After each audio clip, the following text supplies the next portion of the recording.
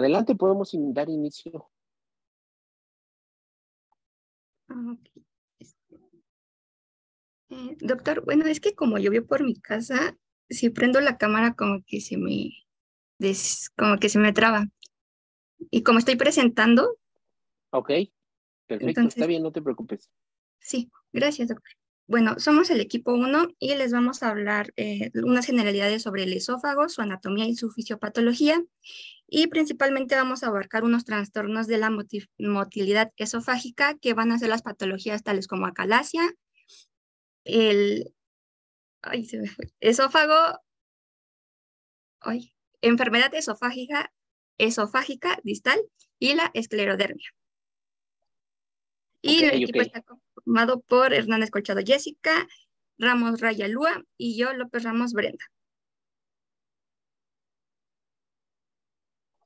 Bueno, primero que nada, pues tenemos que abordar un poco, muy generalizado, pues la anatomía sobre este órgano del cual vamos a hablar y nos vamos a enfocar principalmente, que va a ser el esófago, ¿vale? Entonces, bueno, primero vamos a hablar un poco de su trayecto y de su dirección, ¿vale? Este va a comenzar en el extremo inferior de la faringe, va a descender anterior a la columna vertebral y va a penetrar en el abdomen y va a desembocar en el estómago, ¿vale? Hay que recordar que también va a atravesar sucesivamente lo que es la porción inferior del cuello del tórax y el diafragma, ¿vale?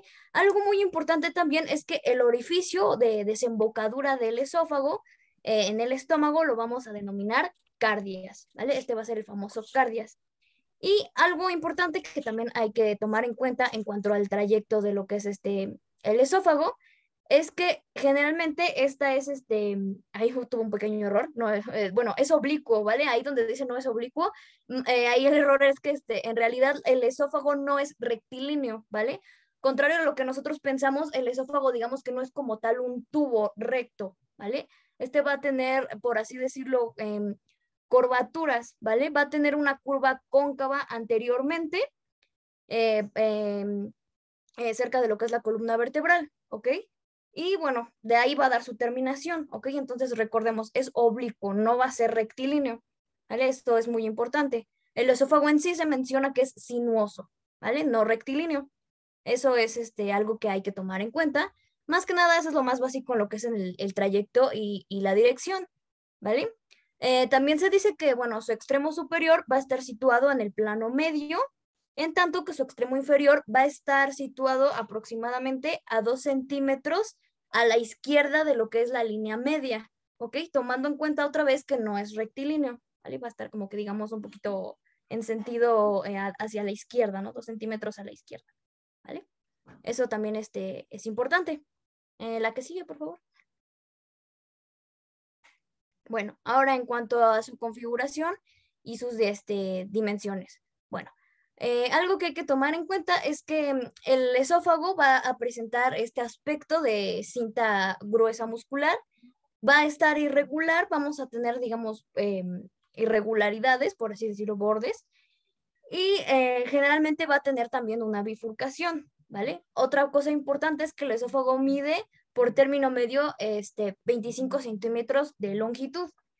Y ahora, aquí bueno, como pueden ver en la imagen, vamos a dividirlo por porciones, ¿vale? Una porción cervical, una porción torácica, una porción abdominal y una porción diafragmática, ¿vale? Bueno, ahí se ve un poquito la imagen. Y bueno, esto es importante, ¿vale?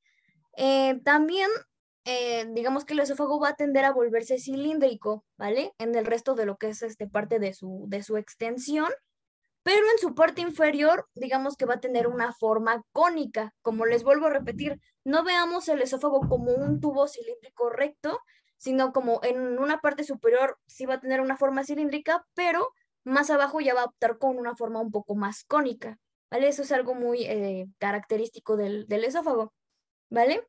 Y bueno, también algo importante es que el orificio inferior del esófago, en lo que ya denominamos cardias, va a estar provisto de un pliegue semilunar y esta se va a denominar o vamos a denominarla válvula cardioesofágica, ¿vale? Eso también es importante. Y algo también importante es que cuando el esófago se encuentra, digamos, vacío, su cavidad se va a reducir, a una, digamos, como una pequeña hendidura, ¿vale? Se va como a cerrar, por así decirlo.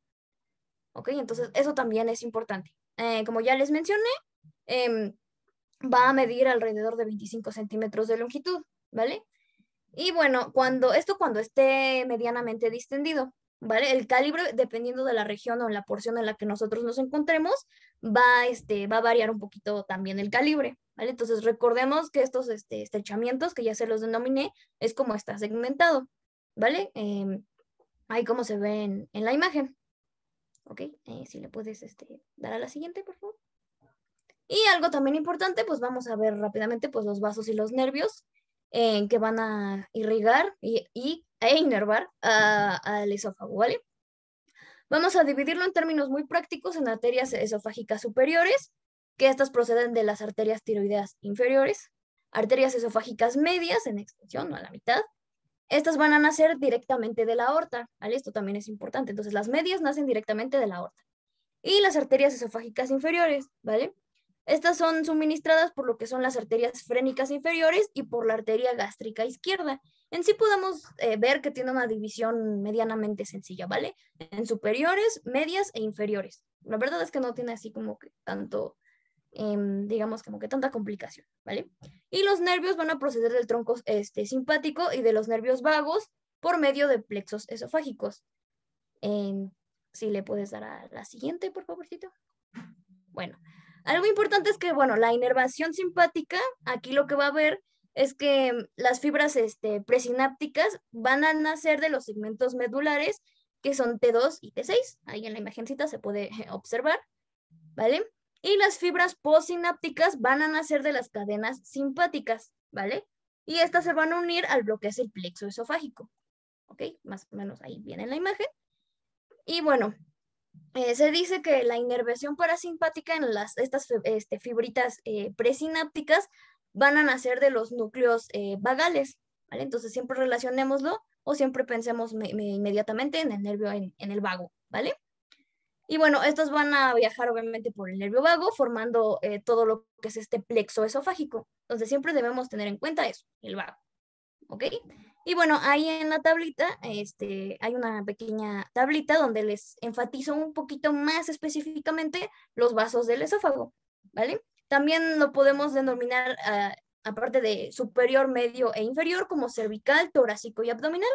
Y bueno, en la tabla viene un poquito ya más específico cómo va a ser el origen de las arterias y el drenaje de las venas, ¿vale? Ahí, pues, si gustan verlo, pues ahí viene un poquito más específico cómo va a estar esto. Recordando siempre que lo torácico o lo medio nace directamente de la aorta. Eso es algo que hay que tener mucho en cuenta.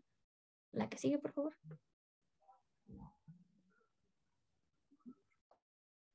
Bueno, hablando un poco de su fisiología, como bien sabemos, la función principal del esófago va a ser trasladar lo que es el bolo alimenticio de la faringe al estómago. Por lo que para que se lleve a cabo este proceso van a haber una serie de mecanismos y uno de ellos, que podría ser como el paso número 1, va a ser que al momento en que se realiza la deglución es donde se va a iniciar este proceso, que va a ser en la cavidad oral, y pues la hipofaringe, que va a ser pues como tal una fase faringea. Y aquí van a funcionar, en esta localización, van a funcionar como una bomba que me va a impulsar hacia el esófago el alimento triturado después de masticarlo. Y una vez que avanza, pues el bolo a través del esfínter esofágico superior se inicia lo que va a ser en una zona, va a haber una zona llamada, se va a producir, ¿cómo llamarlo? Una onda de tipo peristáltico y pues va a ir por todo el cuerpo esofágico. Se dice que estas ondas peristálticas del esófago pues me van a durar aproximadamente, pueden variar de 3 a 5 segundos y esto me va a elevar como tal las presiones pues intraluminales. Estas van a variar igual de 30 a 150 milímetros por mercurio y van a avanzar de forma caudal. Igualmente, como se dice, otra función principal del esófago va a ser que impedir que en el segmento proximal el paso del contenido alimentario por las vías respiratorias. Me va a evitar que este bolo alimenticio se vaya por estas vías respiratorias. Y pues obviamente en cuanto al extremo distal, el contenido ácido del estómago refluye al esófago. Por esta razón es que el esófago se recomienda que siempre debe de estar vacío.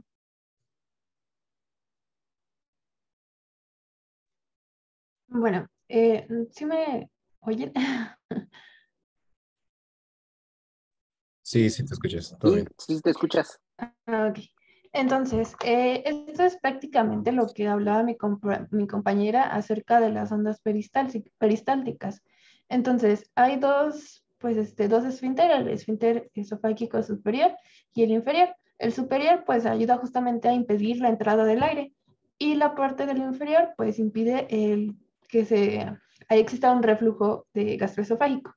Entonces, todo esto es como va empezando el bolo alimenticio, cómo va generando esta peristalsis, como se ve, pues primero la faringe y todo, y cómo va llegando justamente hacia el esfínter esofágico inferior, generando pues esta onda. Entonces es como lo que hablaba mi compañera, que justamente genera estas ondas de peristalsis y cómo va, o sea, cómo va decayendo, por así decirlo, la peristalsis hasta llegar hacia el esófago para que justamente el bolo alimenticio ingrese hacia el estómago. Y bueno, eso es como lo importante de aquí. Es importante que ustedes conozcan que el esfínter esofágico inferior se va a tomar más adelante en la parte de la calacia igual. Entonces, que tengan en cuenta que justamente se encuentra aquí. Y bueno, es importante justamente también la peristalsis del esófago. ¿Le das a la siguiente, por favor? Bueno, entonces, ya entrando a la parte de la calacia, pues este va a provenir del griego acalis, donde justamente a es sin y calis es relajación. Entonces estábamos hablando sin relajación, que es parte de la fisiopatología de esta enfermedad. Y bueno, les doy la siguiente prueba. Perdóname, antes ahí te voy a interrumpir Ah, sí. tantito, nada más a forma de repaso en la cuestión, digamos, histológica. ¿Cuántas capas conforman el esófago? Sí, de hecho, les voy a mencionar más adelante. Pero Ok, yo lo la dejamos, imagen. continúa, Ok, continúa. hace la siguiente, por favor. Y bueno, entonces, como les comentaba, es sin relajación, ¿no? Sin relajación del esfínter esofágico inferior. Entonces, es un trastorno primario de la motilidad esofágica y va a generar un deterioro en la relajación del esfínter esofágico inferior y la ausencia del peristaltismo en todo este proceso del esófago. O sea, si se recuerdan todas esas ondas, justamente pues va a haber una ausencia del peristaltismo. Entonces, ¿qué genera? Pues justamente existe como esta contracción, o sea, el esfínter está contraído y el esófago no genera esta peristalsis.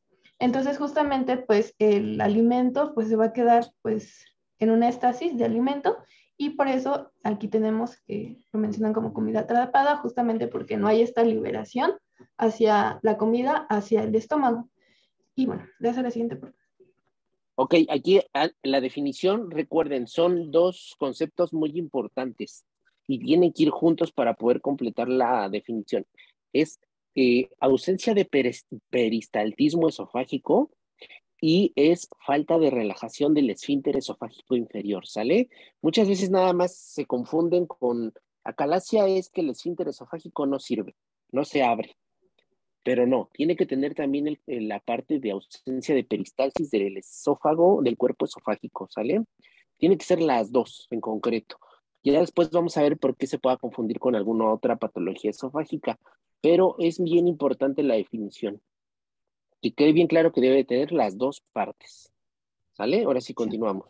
Bueno, antes se me olvidó mencionarle que justamente pues existen varios factores o de los cuales puede ser dada la calasia, entre ellos la inervación e inhibitoria del músculo liso, que ahorita vamos a ver en la fisiopatología, y esto se puede deber a dos trastornos, ya sea a calasia primaria y a calasia secundaria. La calasia primaria habla de un daño directo, o sea, puede ser infecciones virales, neurodegenerativa, y la calasia secundaria no genera un daño directo, pero sí provoca de forma indirecta el trastorno. Y entre ellos, pues tenemos el adenocarcinoma, la enfermedad de Chagas, la cirugía bariátrica.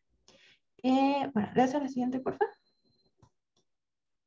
Tengo una pregunta, Jess, perdón que te Sí, interrumpa. no, no te preocupes, estoy bien. ¿Te refieres a daño directo porque las fibras nerviosas directamente se dañan? O sea, ¿o a qué se refiere con daño directo? Sí, justo a eso iba. En la parte de la fisiopatología, primero tenemos que conocer estas capas, que son la capa mucosa, la capa submucosa, muscular y la adventicia. La muscular se divide en dos, longitudinal externa y circular. Entonces, si vemos en la parte inferior, está la longitudinal muscular y tenemos el músculo circular. Y justamente en esta parte es donde está el plexo mesentérico o plexo de Auerbach. Y justamente aquí es donde está el daño directo, o sea, en este daño directo de estos nervios. Entonces, tenemos este plexo de Auerbach, donde justamente van a haber células o neuronas que van a ser dos, las ganglionares excitatorias y las inhibitorias. Las excitatorias están por la acetilcolina y las inhibitorias el óxido nítrico. Y esto en cuestiones normales, pues justamente el óxido nítrico va a medir la relajación del esfínter esofágico y la propagación de la peristalsis. Entonces, ¿qué pasa en esta patología? Y es donde regresamos a esa pregunta de por qué el daño directo. Cuando existe un proceso de neurodegeneración o un proceso inflamatorio, se dañan estas células que justamente están en el plexo mesentérico de Auerbach. Entonces, se van a dañar las neuronas ganglionares inhibitorias. Entonces, a la hora que se dañan estas neuronas ganglionares inhibitorias, todo esto ya no va a funcionar, o sea, ya no va a mediar la relajación.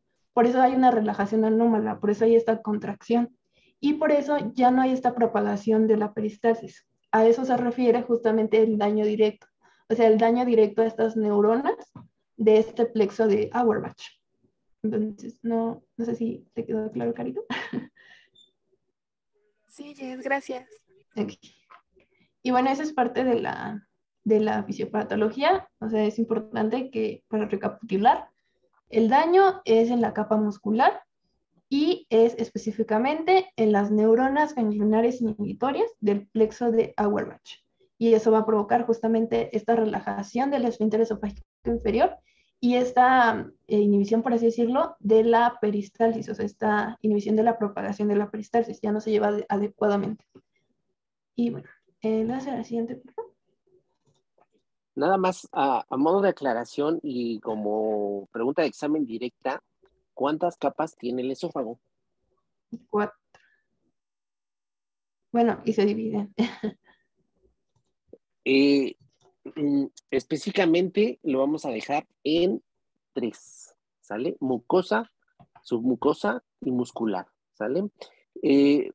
Hacemos este paréntesis porque a diferencia de todo el tracto gastrointestinal, normalmente vamos a tener 4 capas, que son mucosa, submucosa, muscular y serosa, que en ocasiones,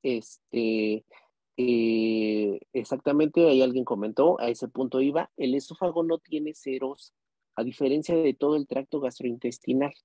Muchas veces es confundida la serosa también o mencionada de alguna forma como adventicia. Sin embargo, el esófago es el único órgano del tracto digestivo que no tiene serosa. Ese es el punto que quería remarcarles y que les quede claro. Cuando pregunta de examen, único órgano que no tiene serosa, esófago. Único órgano que tiene 3 capas, esófago, ¿sale? Entonces es importante, nada más a repaso anatómico, histológico, este punto clave, ¿sale? De ahí en fuera, bueno, retomamos otra vez lo de acalasia, va muy bien explicado la degeneración que causa la afectación del esfínter esofágico inferior. ¿Sale? Continuamos. Okay. Gracias, doctor. Dentro de la epidemiología tenemos que se va a presentar 1 de cada 100,000 personas al año. La prevalencia es de 20 a 50 años de edad y en realidad afecta a ambos sexos por igual, tanto para hombres como para mujeres. Y algo importante es que es la segunda causa de cirugía esofágica en el mundo. Entonces, eso es como a grandes rasgos de la epidemiología, que es importante que pues, pueda afectar a ambos sexos, ¿no? Le das a la siguiente, por favor. Entonces, dentro del cuadro clínico vamos a tener que va a ser de forma progresiva, es decir, Primero el paciente va a tener una disfagia a alimentos sólidos. Después de esa disfagia a alimentos sólidos, va a tener una disfagia a líquidos. Y posteriormente va a haber una regurgitación de alimentos blandos o saliva. Como vemos, va a ser justamente esta progresión. Primero sólidos, líquidos y después la regurgitación. Y va a ser de forma, de inicio insidioso. También el paciente pues, puede presentar un dolor torácico postprandial y bueno, también puede generar pérdida de peso porque pues igual no se están absorbiendo los nutrientes porque pues está el esfínter esofágico inferior pues está contraído y no hay una peristalsis. Entonces también puede generar pues esta pérdida de peso y la pirosis.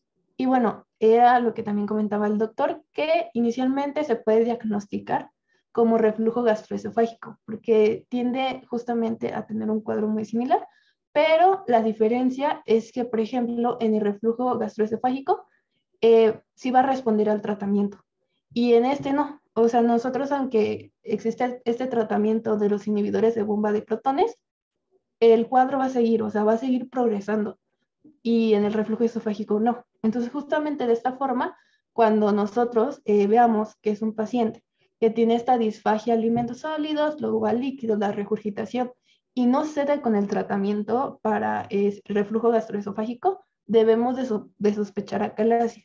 Entonces, justamente, esto es como la importancia y la diferencia entre el reflujo gastroesofágico, clínicamente por así decirlo, y la acalasia. ¿Lees el siguiente, por favor?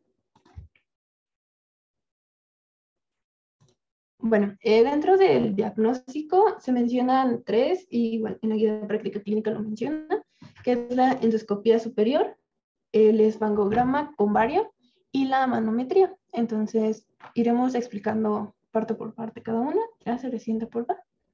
Entonces, la endoscopía superior, pues va a ser una prueba y va a ser muy importante. Y bueno, esta va a establecer un diagnóstico de acalasia, pero no es el definitivo. Eso es importante. O sea, no es el estándar de oro, perdón. Porque justamente se ha demostrado que pacientes que tienen acalasia, su endoscopía está normal. Entonces, sí es importante justamente en todo este proceso del diagnóstico, pero no es el estándar. O sea, sí es algo que tenemos que saber. Y bueno, entonces, en la imagen izquierda tenemos justamente una endoscopía. Y bueno, en la primera imagen, que es la A, vamos a encontrar un esófago dilatado y justamente esa unión, déjenme ver, esto puedo escribir. Ya no puedo dibujar, aquí está. Bueno, en esta unión, si se dan cuenta, está estrecha. Esa es la unión gastroesofágica. Entonces se encuentra estrecha, se encuentra contraída, justamente por toda esta parte de la fisiopatología que les comentaba. Y bueno, en la parte de abajo tenemos un esófago que está dilatado y también tenemos una retención de saliva. Y en la parte de la imagen C, pues encontramos este esófago dilatado, pero aquí encontramos el estasis de alimentos, que justamente es lo que se ve ahí como amarillito. Entonces, justamente estos son los hallazgos que nosotros podemos encontrar en una endoscopía, pero como les comento, o sea, el hecho de que a lo mejor una endoscopía está normal, no descarta que el paciente no tenga acalasia. O sea, sí puede tenerlo, pero su endoscopía puede salir de forma normal. Ya se la siguiente, por favor. La otra es el esofagograma, o también llamado trago de bario, porque los pacientes toman bario, que ahorita les voy a comentar, pero también se puede llamar de esta manera. Y el objetivo de esto es estudiar la capacidad del vaciado y la morfología que tiene la garganta. Entonces, en este trago de bario se puede mostrar una unión gastroesofágica estrecha, que justamente es denominado pico de pájaro, que es algo como característico del esofagograma, que justamente es en la imagen, se ve ahí como si fuera un pico de pájaro, debido a la estrechez, por así decirlo, de la unión. Es que ya no me deja dibujar, no sé por qué. Bueno, en la parte de la izquierda, ahí dice pico de pájaro. Entonces, justamente, exacto. En la parte donde lo señala es justamente esta unión como está estrecha, genera pues esta morfología, por así decirlo, de un pico de pájaro. Y eso es lo que se ve en este trago de bario. Y bueno, también pues el paciente pues en ayuno va a tomar este trago de bario en una suspensión se llama suspensión de bario de baja densidad. Y esto se va a hacer cuando el paciente está de pie. Y de esta manera, pues lo que ingiere el paciente es de 100 a 200 mililitros de bario. Y así se puede dividir o clasificar en estadio 1, estadio 2, estadio 3 y estadio 4, debido a el diámetro y la forma del esófago en la deglución del bario. Si se dan cuenta, en la A está más delgado, en la B está un poquito más grueso, en la 3 está más grueso y en la 4 pues ya. O sea, eso es a lo que se refiere o el motivo de esto. Ingresa, o sea, el paciente toma bario y genera esta dilatación para ver si el contenido gástrico el contenido alimenticio se va hacia el estómago. Y como les comento, se dividen en 4 estadios. El estadio 1 es cuando va a existir menor a 4 centímetros del esófago, o sea, su diámetro, por así decirlo, su grosor es menor a 4 centímetros. El B es cuando el estadio 2 es cuando es de 4 a 6 centímetros, el estadio 3 es cuando es de 6 centímetros y el estadio 4 es mayor a 6 centímetros. Este estadio 4 se le denomina sigmoides, porque pues justamente tiene esta forma, ¿no? Y bueno, este estadio 4 ya estamos hablando de un mal pronóstico, porque puede ser una enfermedad terminal, o sea, ya tiene un mal pronóstico tanto el 3 como el 4. ¿Le das a la siguiente, por favor? Y bueno, ahora, en el estadio 3 y 4 también se puede diagnosticar a través de las radiografías. Y estas radiografías van a mostrar por ejemplo, el mediastino va a estar más ensanchado y esto va a ser por justamente que el esófago está más dilatado.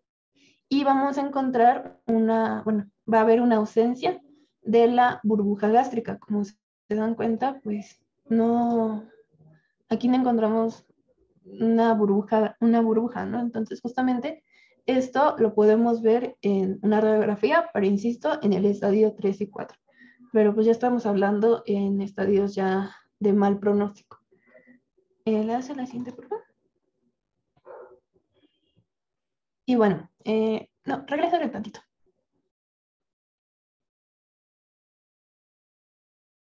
El que les comenté, es el que ahorita ya se utiliza, pero anteriormente se utilizaba otro que justamente se llama bario temporizado, donde igual los pacientes ingieren bario, que es 200 mililitros, y van tomando una serie de radiografías a los 2 minutos, a los 2 minutos y a los 5 minutos.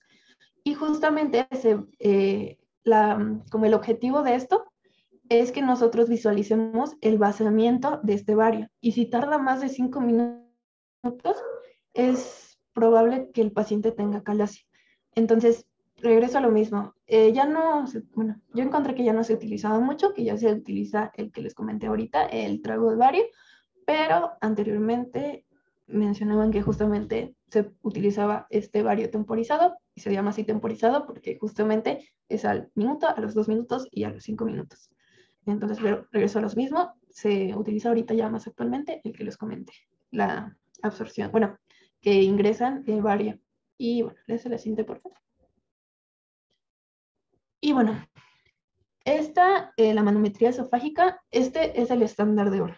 O sea, a pesar, los otros, como les comento, sí son importantes, y ahorita les voy a mostrar un algoritmo, pero la manometría esofágica es el estándar de oro.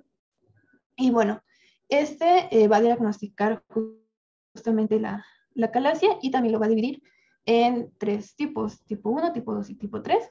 Y esta clasificación pues va a estar dada por la presión que ejerce justamente esta peristalsis. Y bueno, la presión medida de un intervalo de 4 centímetros debe ser superior a 15 miligramos de mercurio.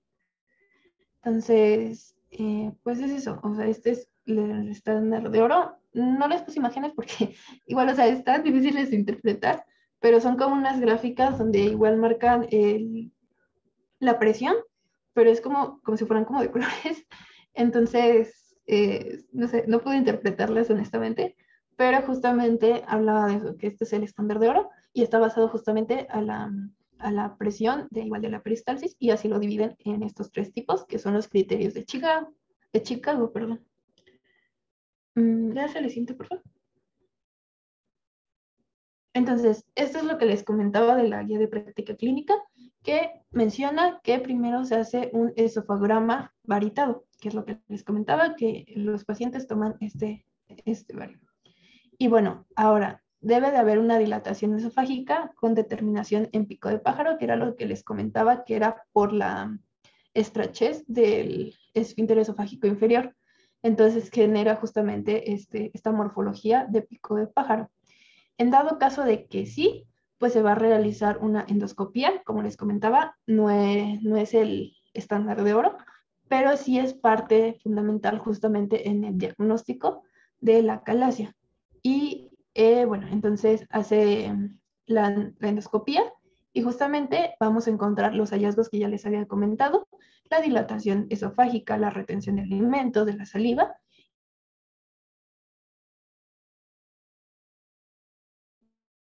Y bueno, la unión que esté estrecha. Y en dado caso, vamos a utilizar ya justamente aquí, si hay ausencia de peristalsis y disminución, pues vamos a tener un diagnóstico de acalasia. Si se dan cuenta, siempre se debe descartar malignidad. Entonces, si encontramos una dilatación esofágica, bueno, hacemos la panescopía, pero en dado caso que no, se debe descartar malignidad. Entonces es importante que siempre nosotros también tengamos la sospecha de que puede ser una malignidad o en realidad se está tratando de la acalasia o en su momento pues del reflujo gastroesofágico, pero ya les comenté cómo podrá diferenciar entre una y otra. Pero es eso, tenemos que igual descartar la parte de la malignidad. ¿Le das el siguiente, por favor? Y Ok, bueno, aquí tantito, antes de continuar con el tratamiento, vamos a hacer un repaso de los estudios diagnósticos. Muy importantes los tres. Prácticamente los tres son necesarios para el protocolo